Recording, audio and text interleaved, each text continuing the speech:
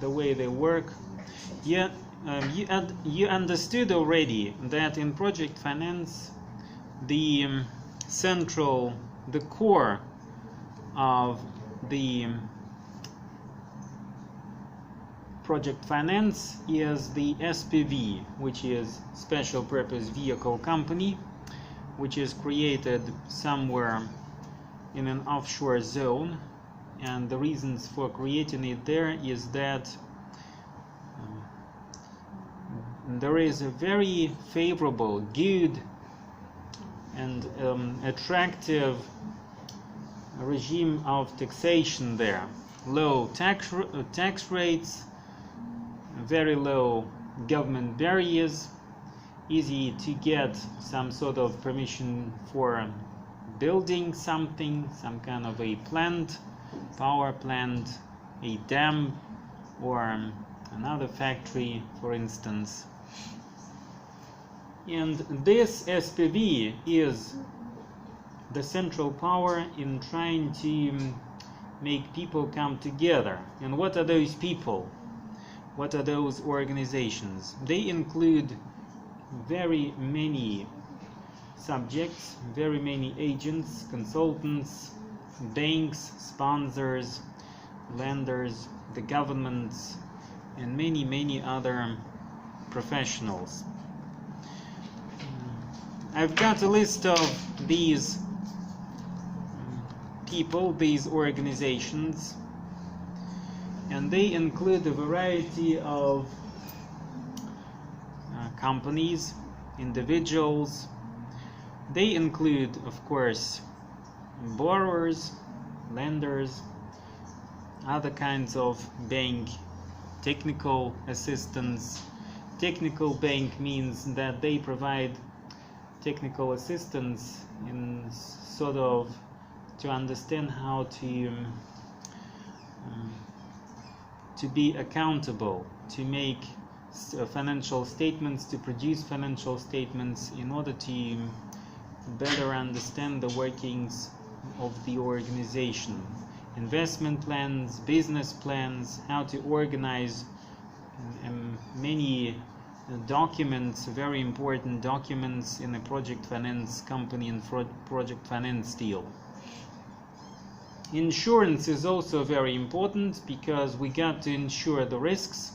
Like I said last time, risks in doing project finance deals is very high due to the simple reason because financial project deals are usually long-term projects, and in long-term project means that you got to have some sort of insurance and a reserve foundation in order to be able to bail out this company if something goes wrong. If suddenly there might be more costs, more expenditure, there may be changes in foreign exchange rates of the local currency to the US dollar. Like today, due to the coronavirus, many currencies in the world flattered. Many currencies of the world plummeted against the US dollar. The US dollar also a little bit plunged, some 5 to 6% against the euro.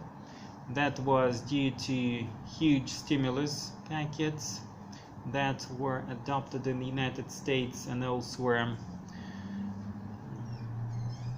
That was the reason behind these growing changes, and these 5%, 6% change means incredible influence, incredible impact on project finance deals if they were in process. That means other currencies in the world are going to change their exchange rates to the US dollar as well, and they will have to reassess and reevaluate the final cost of some of the financial projects. So this is absolutely an important organization, this insurance bank, because they provide a sort of a guarantee if something goes wrong. Then we've got, of course, multilateral and export credit agencies.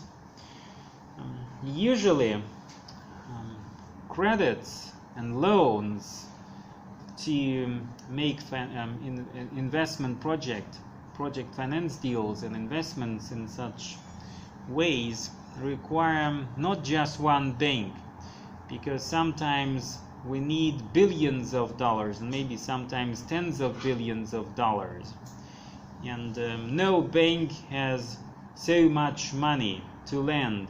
Even JP Morgan Chase, the largest banking corporation in the United States, or Tokyo Mitsubishi in Japan, the largest financial company, financial holding of companies in Japan, or China Development Bank, China Agricultural and Industrial Bank, China Investment Corporation,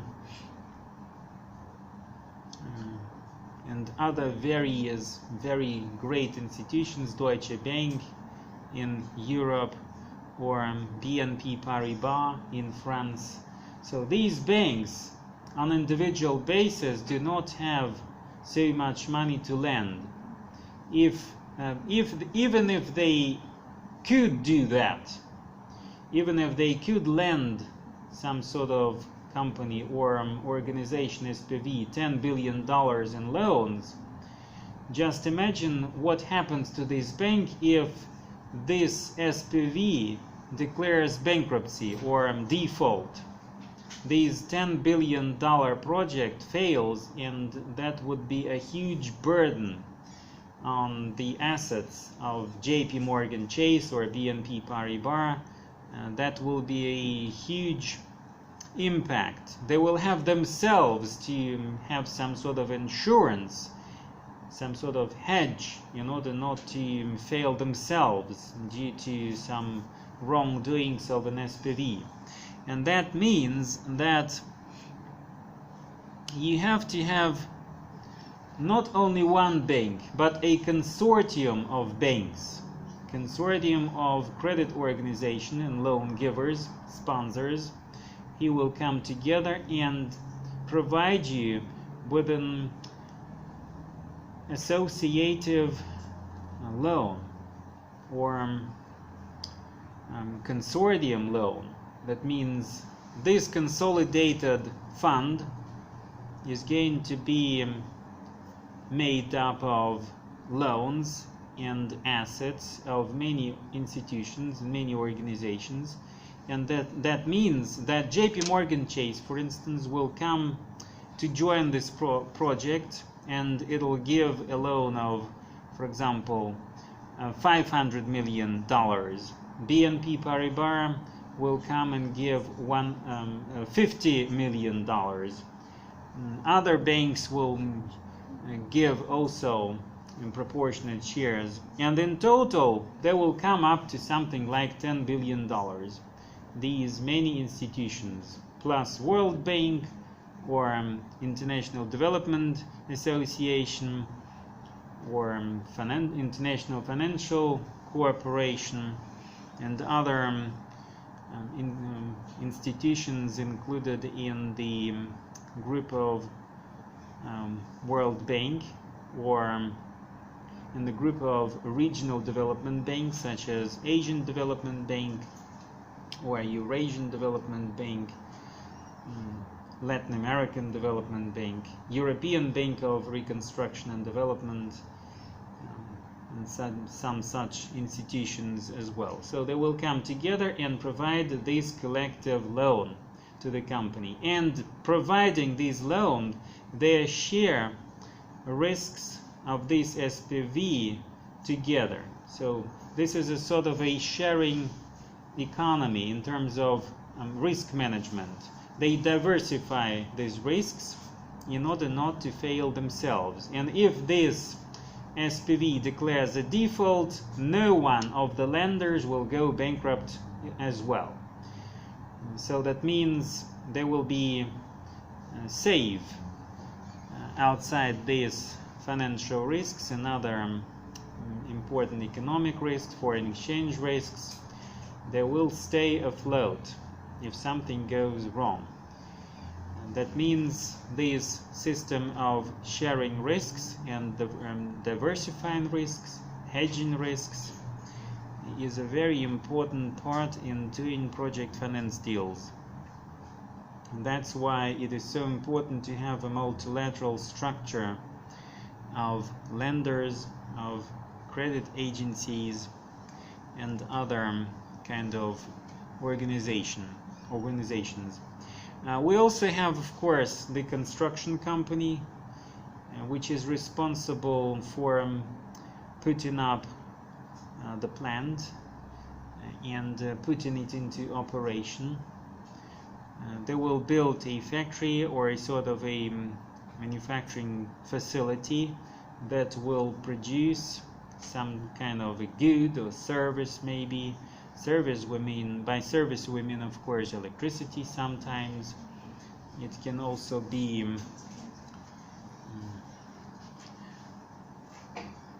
some sort of financial services, insurance services, and that's going to be provided by the company which we're going to create. Also, we have an operator. An operator basically is an organization or a group of individuals that organize the process, the production process at the plant, the production process at this manufacturing facility. They come to this organization and they stay in charge of each and every process in this organization. So they are responsible only for the production facilities and the production process, how it's going to work. They're not responsible for other things. They're not responsible for raw materials to be supplied. They're not responsible for sometimes even recruitment of employers and people in order to for them to work at this plant, this factory. They have a responsibility only in terms of engineering and production capacities. They explore the possibilities, the opportunities of this plant, its manufacturing capacity, and they put this plant into operation. So they are also a very important organization of people, because they provide some kind of support.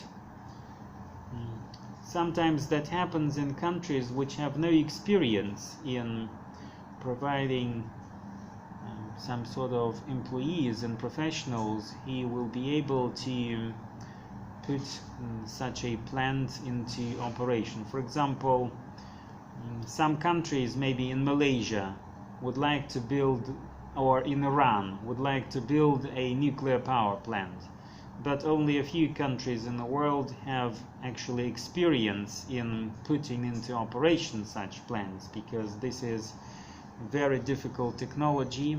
It requires expertise and experience in this field. It also requires nuclear facilities, nuclear fuel, atomic fuel, etc., uranium, plutonium, things such as this, enriched uranium, and only professional people, professional specialists in the field will be able to put into operation these difficult organizational mechanisms. So we absolutely in need in an SPV of such people. We also got to have experts who will be able to provide us with some kind of experience in earlier similar projects, how they were done. This is also a very good experience to have an expert who will say what to do and how it should be done. They also provide some know-how in terms of financial capacities, accounting capacities of these organizations, what should be done in terms of financial analysis, managerial activities, recruitment operations. Host government is the government of the country that receives this investment. This plant, which is going to be built according to a plan given by an SPV or elaborated by an SPV, goes to government approval, and the government organizes this process, total manufacturing process, in order to create a final finished good or service. This government gives permissions. It allows the company doing business in its country. It also charges some income tax rates, corporate tax rates. That means, or VAT tax as well. So this is not some sort of ephemeral organization that is doing nothing. So they are doing their job as well, because they have to ensure the security of the production processes. They are very important people, these government officials. Of course, in extreme examples, government officials may sometimes be corrupt, and corrupt governments usually affecting very deeply, and they damage the whole process of an SPV. Suppliers include organizations, companies, and firms that provide us with raw materials. They provide us maybe with electricity, maybe with coal to produce electricity, enriched uranium in order to put into operation the nuclear power plant. They provide us with all sorts of raw materials, natural resources that we need. If we need iron to produce cars, that would also be coming from suppliers from across the world. Usually suppliers are chosen on the basis of the best price at which we can buy a particular raw material. And of course, the proximity also matters. Sometimes a supplier may be located in a very distant country, and maybe they provide this raw material very cheap, but actually in order to be able to deliver this raw material to your country, to the host country, that will take lots of time, lots of energy, the efforts of many transportation companies and organizations such as these. So it's going to be really difficult, and sometimes that will convert into a gold product. Something will be so expensive that you will just abandon the idea altogether of turning to suppliers such as these. Also, we got to have purchasers or buyers. They are called in our scheme off-takers. These people, these organizations just buy the product that we produce. For example, if we are a nuclear power plant or a hydroelectric power plant or a wind power plant, solar panel plant, we provide electricity, we produce electricity, and our off-taker would be the general public or other manufacturing organizations that require electricity in the proximity. And we transport this electricity via electrical lines and other facilities by wires.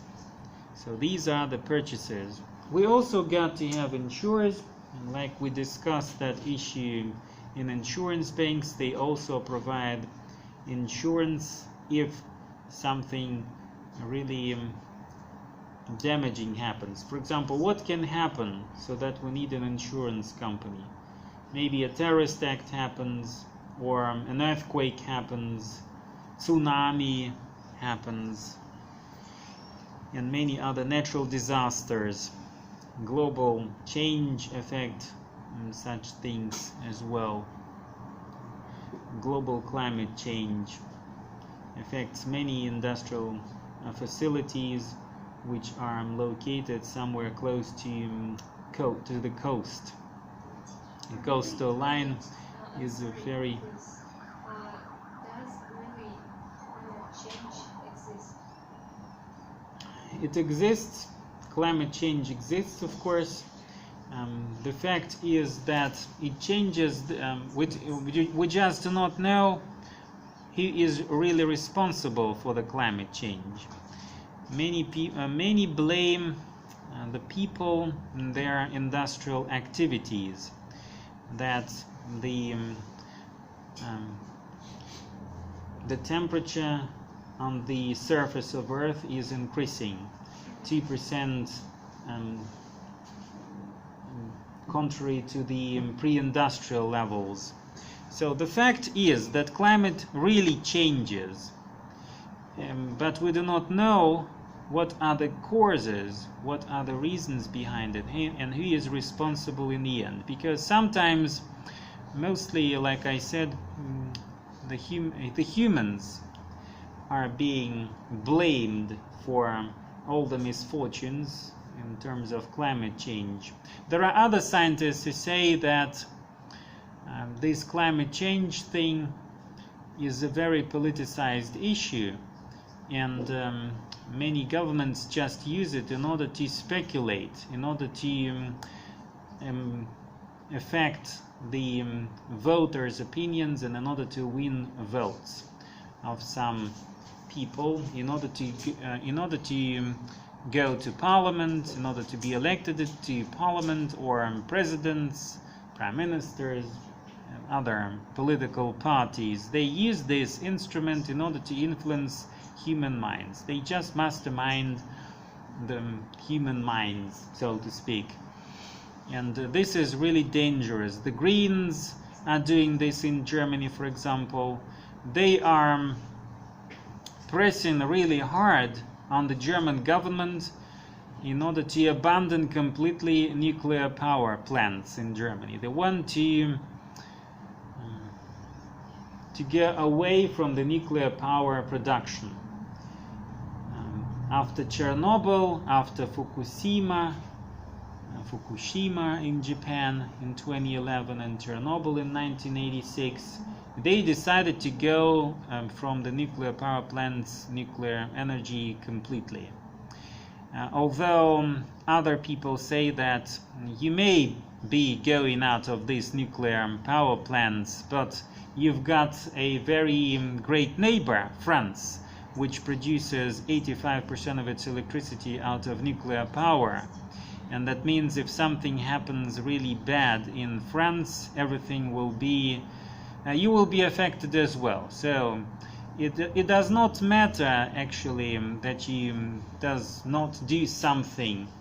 If you want to, you may be very eager in preserving environment in Germany, but again, Europe is a very, very dense continent with many countries, and if something really bad and disastrous happens in one country, so other countries will be affected as well, and there will be no escaping from this particular situation. There are other issues, of course. Our scientists, our nuclear scientists, say that humanity has no alternative but to produce nuclear power plant electricity. because the population is growing and industrial capacities are also growing, and we require electricity more and more in bulk. To drive electric cars, we also need electricity to supply the batteries in order to charge the batteries of those cars, and it requires lots of electricity, lots of industrial facilities to provide this electricity in order to charge cars and car batteries, to just be able to go from one country to another. And that's going to be a really problematic issue. Also, this wind generation capacities and solar generation capacities are very limited, because some countries in the world do not have too much sun, or they do not have maybe wind is not going to blow. And what's going to happen then if everything stops, if there is no sun, there is no wind? So you will have no electricity. That means you will have to store it somehow. You will have to build some storage facilities across your country, and if the wind is not blowing and the sun is not shining, you will switch on these storage facilities and provide your citizens and the country with electricity this way. And it also will be affecting, although this is a green technology, it will also be affecting global change, global climate change, because they will certainly produce CO2, they will emit CO2 or other greenhouse gas emissions, and it does not mean that they will escape it completely. But they promise, they have a plan in Germany, in Europe, that by the year 2050 they're going to reduce their CO2 emissions down to zero. Down to zero from the level of 1990. And for some experts, this seems that they will not be able to achieve it. This goal is really unachievable.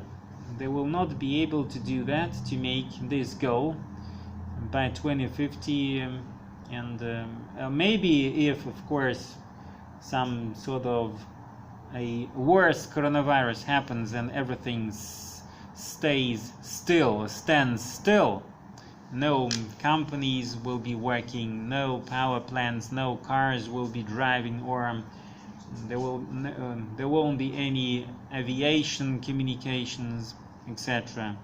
If the world stands still, then maybe they will be able to reduce those CO2 emissions. But this is again a very difficult issue, and the probabilities here and the opportunities in the future are very, very spectacular and very controversial. They are speaking about very ridiculous and stupid things. Even very good professional people, scientists, economists, very prominent economists say that propose technologies, propose ways of dealing with these climate change and CO2 emissions in very ridiculous ways. For example, I heard one economist saying that we will be able to pump these CO2 emissions back into Earth. So we will store these CO2 greenhouse gases somewhere deep inside the planet. And they are very serious about this. They are talking about it very seriously. And well, maybe that sounds feasible in Germany, but in Russia I think this sounds really ridiculous, because things such as these may be dangerous also in themselves. If they pump too much CO2 into inside the planet, maybe something will happen that will damage this planet completely. Maybe there will be such an explosion that whole countries, Germany or other countries really crazy about these greenhouse gas emissions will just be smashed or disappear from the face of Earth if they employ those technologies. So there are many stupid things and political speculations behind climate change. That's why we have so many skeptical people that do not believe in climate change. But really it happens. But it may be happening according to just simple natural rules and natural cycles, because everything in the world is developing according to some sort of a cycle. It starts just like an economic cycle, a business cycle. Crisis starts, hits, then goes depression, recession, recovery, economic growth, and then again everything happens. Or a product life cycle. A product is born, then it goes to the market, its sales are growing, they reach some sort of a maximum, they stagnate a little bit, and then the product starts to die.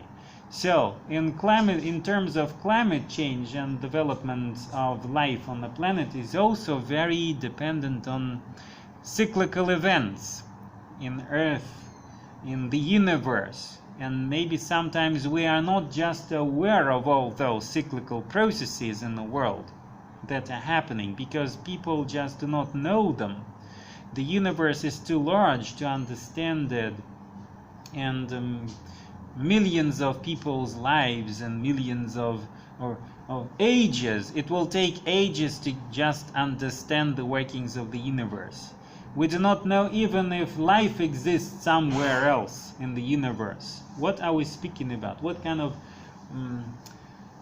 greenhouse gas emissions on just single planet we're speaking about? And all those speculations. And so that may be we are in the mid of a period of a cycle, this climate change cycle, when the temperature on the Earth is increasing, and maybe this cycle is going to end maybe in 20 or 50 years time or 100 years time. We do not know that, but it will certainly happen, and maybe temperature will just drop. And that happened in the Earth's history also. We had that when dinosaurs died or just were exterminated. We had other events. For example, in 1434 or something, 1440s, these years. So way back in history, in the Dark Ages, one Parisian wrote in his diary, and his diary is a very good document, what happened with our climate back then, in the 1440s. He wrote that on June the 30th, 1438, it started snowing in Paris. That was June the 30th.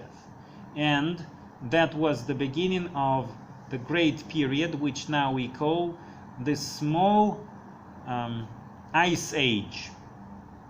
The small ice age. And this small ice age lasted for all the way to the end of the 19th century. And at the end of the 19th century, by the late 19th century, climate started again to a little bit change, and Europe started getting warmer. For example, if you know a painter, Bruegel, a very famous painter, an artist in the Netherlands, he painted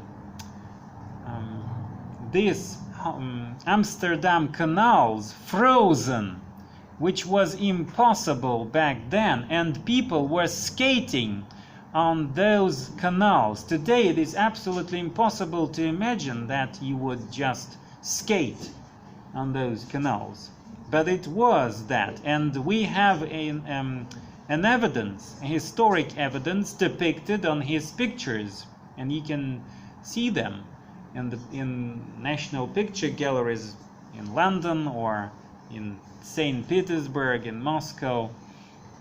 So this is a very good proof of that. Also, due to this small ice age, we had a period of Great Plague, when countries were devastated by the plague, by the hunger, and absolutely complete deindustrialization. In Holland, in the Netherlands, due to this ice age, the production of tulpens completely ended. You know that tulpen industry in the Netherlands was very, very great. They produced these flowers and they exported all the way to all the countries in the world. But as soon as this ice age struck, you could no longer produce them, plant them, and also you did not really needed them because people were dying of plague, and if they were very poor to buy those flowers, and even if you needed them really, that was the only maybe a reason to take them with you to the cemetery. So that means actually no one needed them.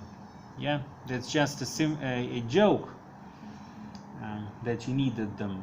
So the Holland economy collapsed after that, and after that we came to know about the Holland disease, or the Dutch syndrome as it is known to be. In Russia we have the same story. The product is changed. If it was tulpens in the Netherlands, we've got oil in our country, and we name it oil curse or natural resources curse, because we're very rich in some natural resources and we're sort of cursed for that.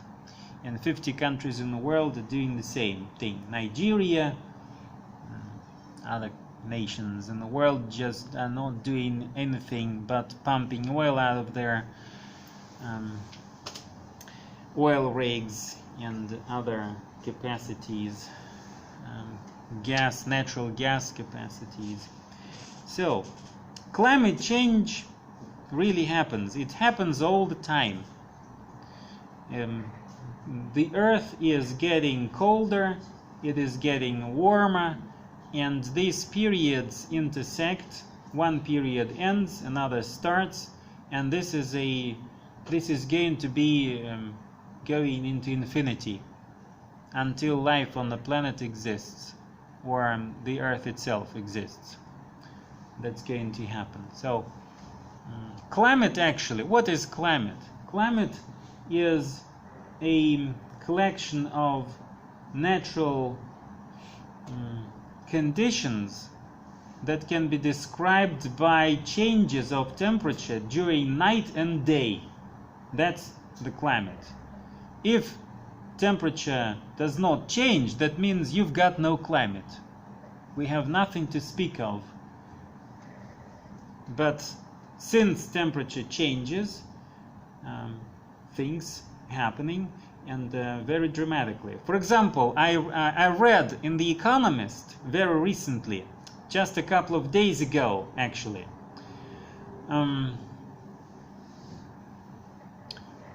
the United States, in the state of Colorado, on September the 8th, in this particular state, they registered the highest temperature ever recorded on the planet.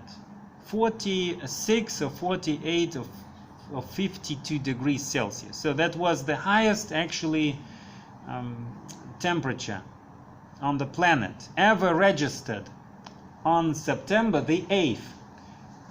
Just imagine what happened next day. On September the 9th, it started snowing. So things have so changed from the last couple of decades that we just do not know what to make of all of this. And maybe humans are responsible for that. Maybe some other processes are responsible for that. We do not know. Maybe tomorrow it's really going to start snowing, or maybe the summer is going to start again, the spring. And maybe we are in the middle of that process. And that affects global economy, that affects investments. Due to the reason that climate change really happens, they're speaking about green investments. They are making people and companies invest in green projects all across the planet.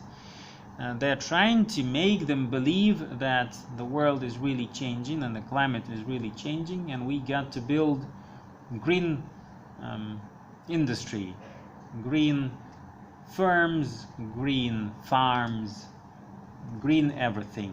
Green finance even was created as a very interesting phenomenon. So everything is going to go green in Europe, in some other countries.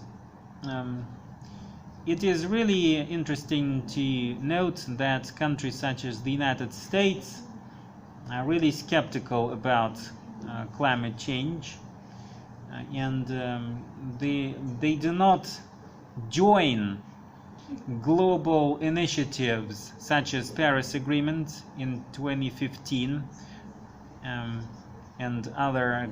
Donald Trump just exited this agreement because he said that the United States is not going to participate in this climate change initiative because we just do not believe that this is happening, and we will be doing it separately and on our own,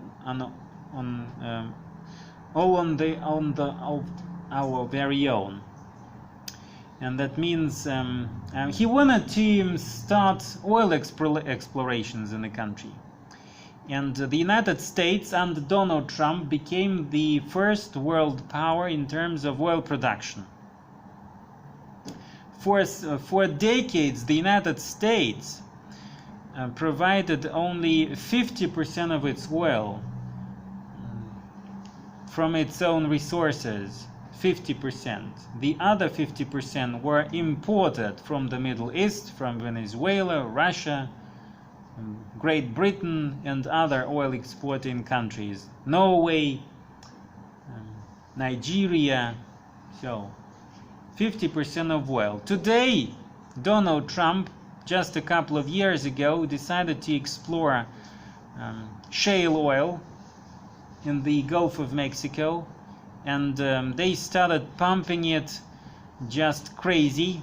They went crazy about that. They invested billions of dollars into those oil rigs in the Gulf of Mexico, in the Texas, Louisiana, and the United States became the first power on the planet in terms of oil production. They outperformed Saudi Arabia and Russia as the largest oil producing nation. But the United States is not an OPEC country, of course, but still the largest oil producing nation. So imagine the situation in the economy in the United States when coronavirus hit this economy, hit oil prices. Oil prices collapsed down to $13 a barrel of oil. Then oil prices recovered a little bit, but still this price of $40 a barrel of oil does not replicate all those investments that ExxonMobil, Chevron, Royal Dutch Shell, and other great household names made in this shale oil industry in the United States or somewhere else in the world. So they just froze, and investors started going out of those projects, out of those investments. They started selling the shares of oil companies. Just imagine that ExxonMobil, a company that was present in the Dow Jones Index of greatest American companies since 1928. 1928 is a very famous year because that was the last year before the Great Depression. That was the historic moment of the greatest prosperity the United States ever reached in its history. Because when 1929 came, there was the great crash and everything collapsed. But since 1928, ExxonMobil was present in Dow Jones Index of companies. Today, due to the collapse in oil prices, it expelled from it. It dropped out of this list. So there is no, the company still exists, ExxonMobil company still exists, but its market capitalization went down as far as $150 billion. It is absolutely difficult to imagine that a company, a very small company such as Apple, with 1,000 employees, has 10 times more in terms of market capitalization than the largest oil company in the world. ExxonMobil is the largest oil company in the world, and today its market capitalization is 10 times less than that of Apple Corporation, with just 1,000 employees. But the thing is that the share price of Apple is growing, whereas the share price of ExxonMobil drops. And it dropped so low that the industry, the financial industry, decided to just expel this company from the list of from the greatest industrial benchmark. Dow Jones is the most important industrial index in the world, which is a very good indicator in terms of understanding the workings of the financial industry in the United States, and not only the financial industry, also the manufacturing industry, because many manufacturing companies list their shares on the Nasdaq, on the New York Stock Exchange, etc. So this is a very important index. Climate change plus coronavirus crisis brought with it many changes. These changes started accumulating very recently. They just express the trends that were already accumulating and happening before the coronavirus, because companies started doing work from home way before the coronavirus. The thing is that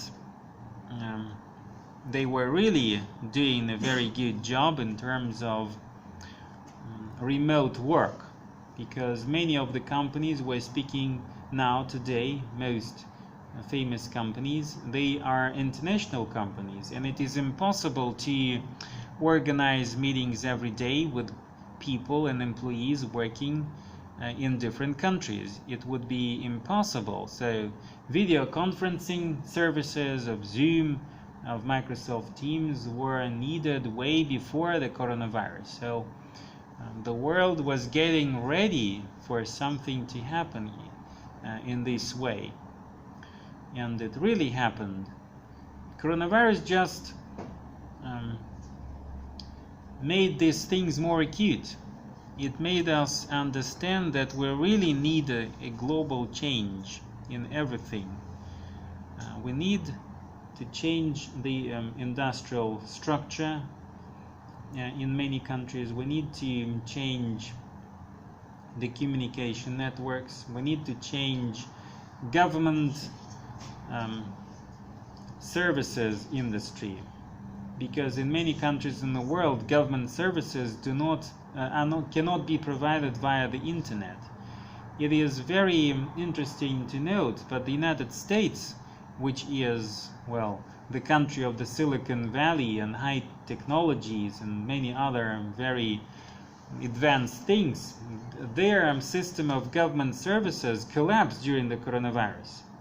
Donald Trump promised to provide families with hundreds of dollars just to help these families stay afloat, and something like 300,000 people received this federal help under false names, and that was possible only because the government this government services system did not have a really good identification system, ID system, which is very simple to organize. In Russia, we did that just a couple of years ago, and Russia is not considered a leading nation in terms of internet technologies. Great Britain also did very poorly in terms of identification networks. Their websites collapsed as people started just crowding in on those websites, trying to claim their benefits from the government. And there were many fraudulent activities because of that. And many people got this sum of money of $600 in the United States just illegally, and nobody is going to get that back again to the government or to the people affected. The leading nations in these technologies are Australia and China, Singapore, Hong Kong, countries such as these, but not the most advanced nations on the planet. Where in Great Britain or in Germany, in the United States, when teachers were asked to give students or their pupils some home tasks via the internet or email, many of them said, "We do not have a notebook computer, we do not have internet connection, or we have internet connection that really breaks from time to time, so we cannot provide this Microsoft Teams video conferencing or Zoom online lectures just out of question." In Great Britain, Germany, so these advanced countries, some teachers said that they do not have Google accounts, or they do not have email addresses in order to be able to send those assignments to students, and that was just a complete nightmare in terms of providing these facilities, which in Russia is really sounds stupid, because as soon as it happened, we were just given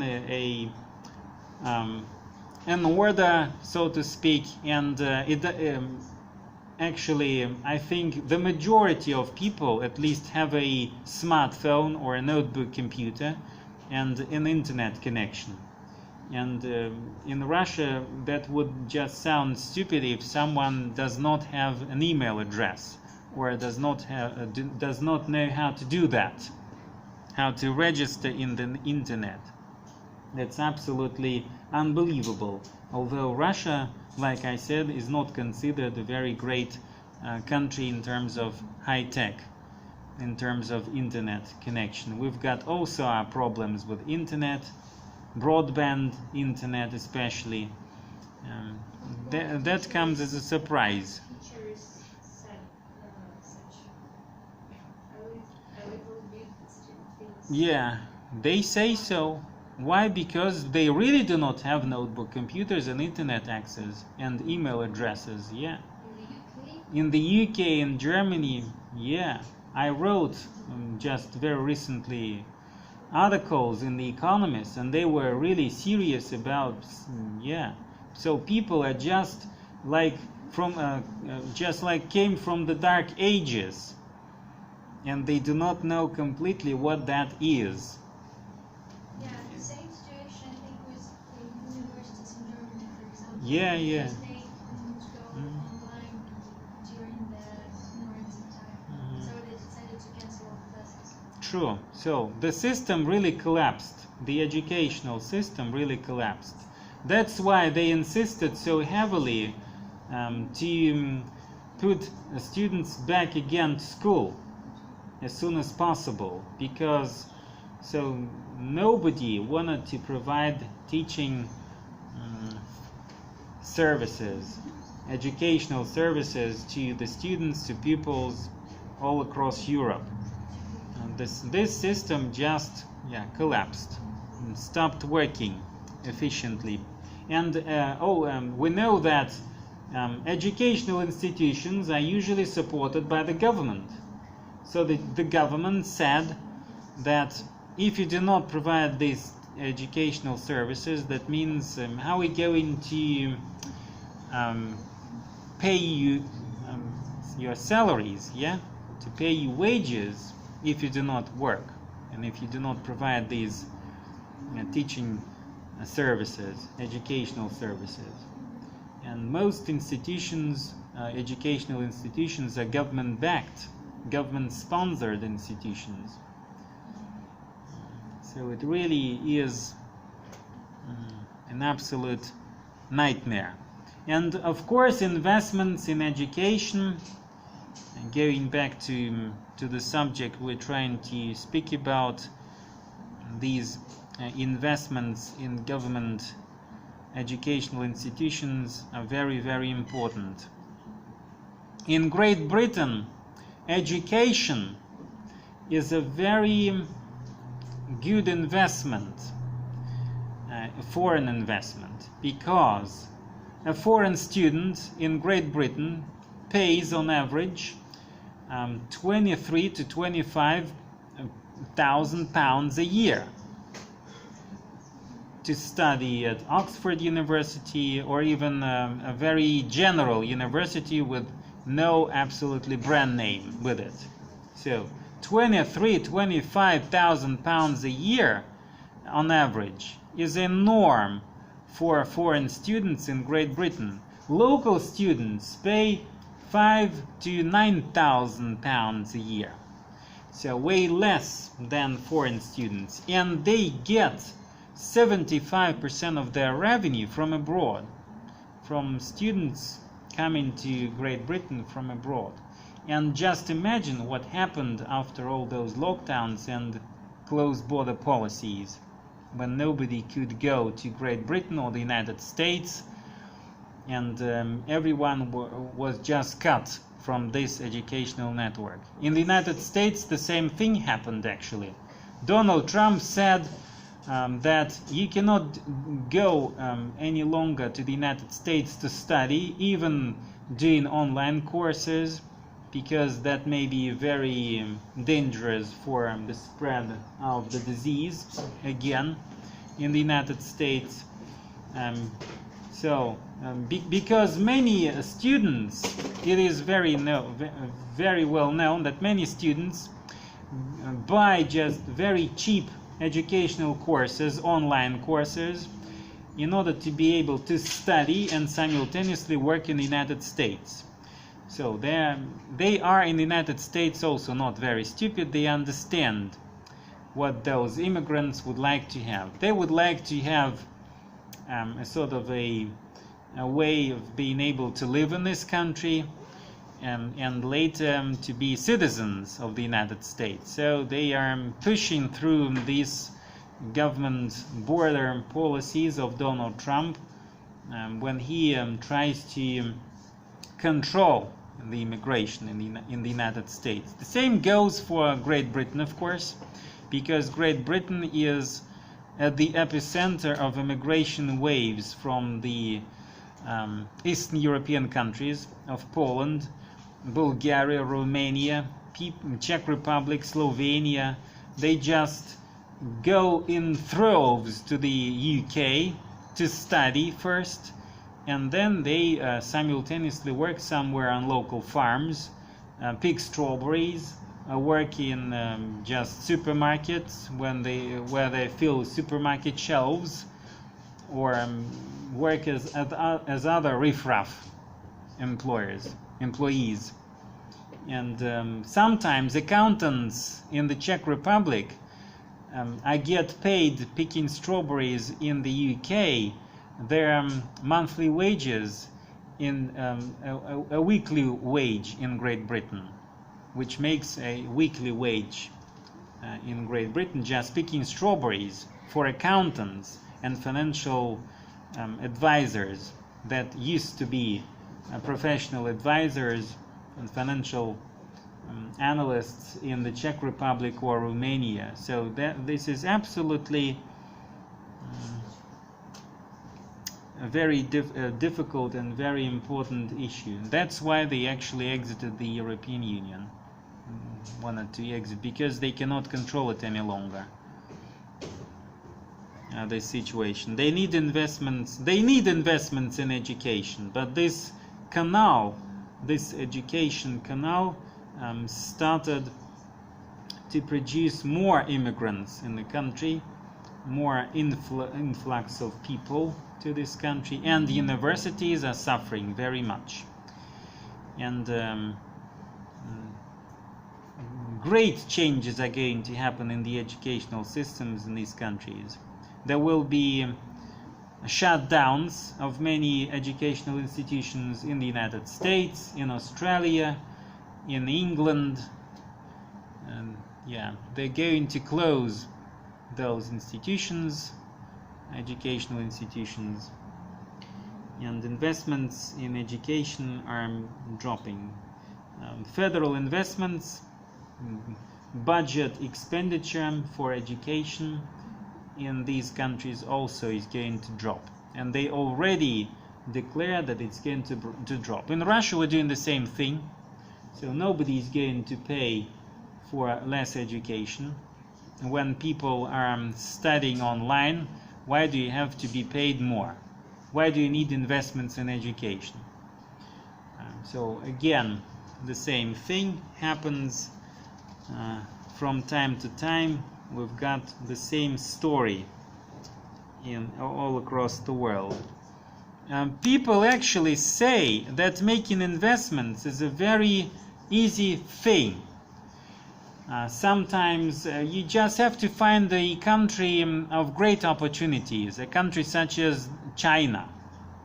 China is a country of great opportunities where you can invest in all kinds of fields, whether it's be it education or some sort of nuclear power plants, solar generation capacities, wind power generation capacities, electro cars. All industries in China are very, very developed. They have whole cities that produce just one single product. They've got one city that produces only toilets, one city that produces only bras. They have just one city that produces only some sort of face masks, for example, and only face masks are produced there.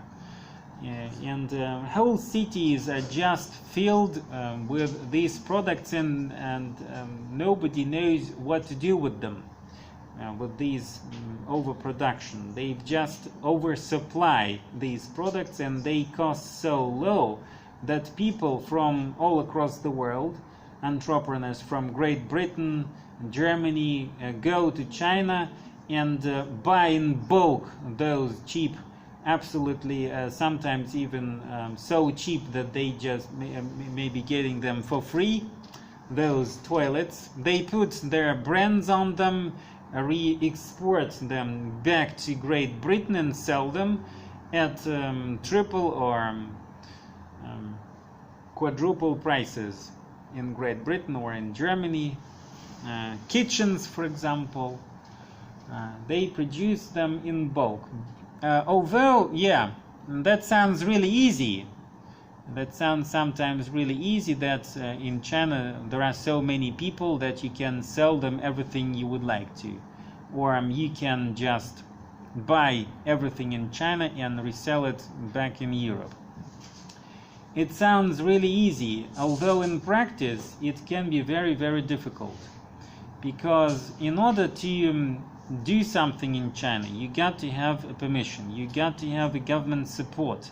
You got to have the support of the local politicians, local influential people also, the sort of roof which we call in Russia. You have to have that as well. You've got to have connections in the business, in the criminal and organizational crime, and this is not a very easy thing. Also, it is very difficult to make Chinese working. It may sound really strange because we know that Asian people are very hard-working people. We are told that Koreans, Chinese, Japanese, they're so hard-working that they just Japanese are studying 24 hours a day. Japanese students, and they just faint due to studying. They're getting injected vitamins and other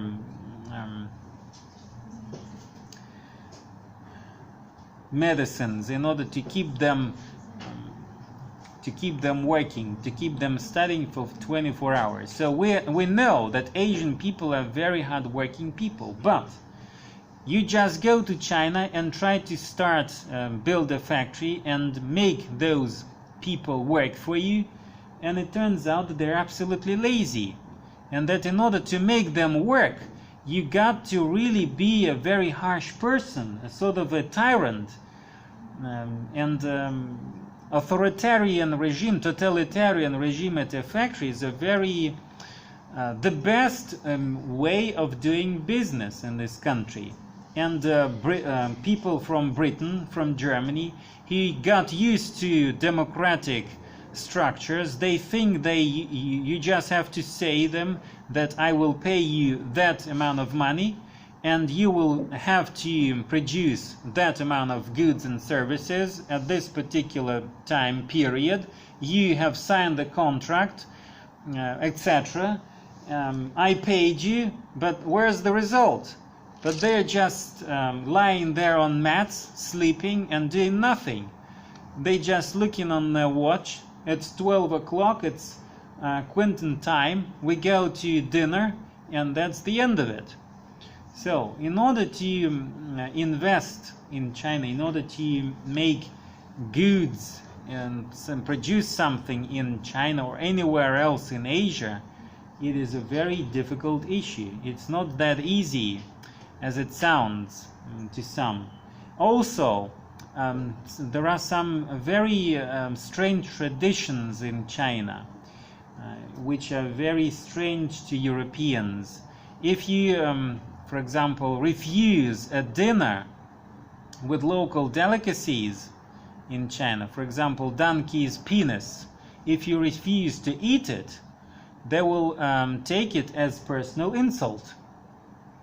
And some European businessmen just refuse doing that, because how can you do that? How can you eat that thing?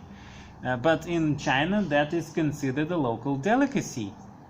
Or if you go somewhere to other countries and if you refuse the food that was already, so to speak, eaten by other persons and spit away and given to you as a sort of a delicacy because it is really soft, because they already did that, and you refuse that, because this is not very hygienic, yeah, that's nasty. So they will take it as personal insult. In Mongolia, if you take a person and give him a tractor and tell him go and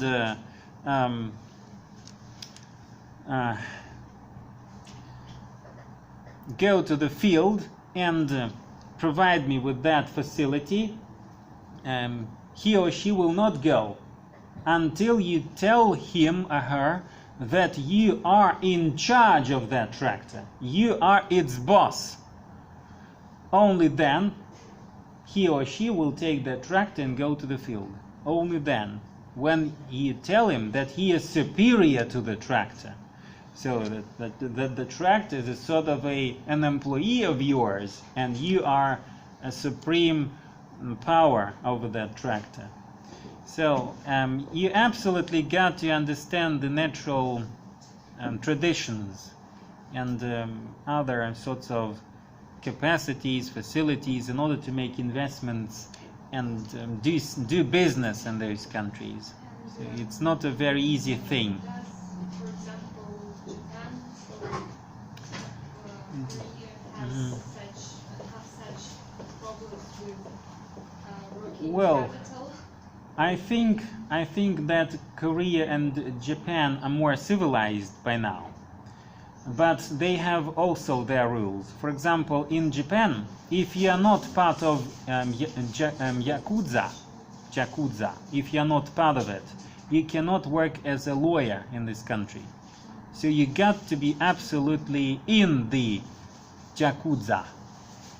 And this is a mafia thing, right? This is mafia. In the strongest mafia organization in the world, this is considered. So they also have their own cockroaches in their heads as well, all across the world. In Russia, I think, if Japanese come to Russia, they will meet and face with the same problems, and maybe even more difficult for them to understand. Well, for example, in the 1990s, many people said that we're going to be Americans because we do like Americans, we speak like Americans. Wow! Things such as these. We just copied them in doing everything. We were wearing jeans, we were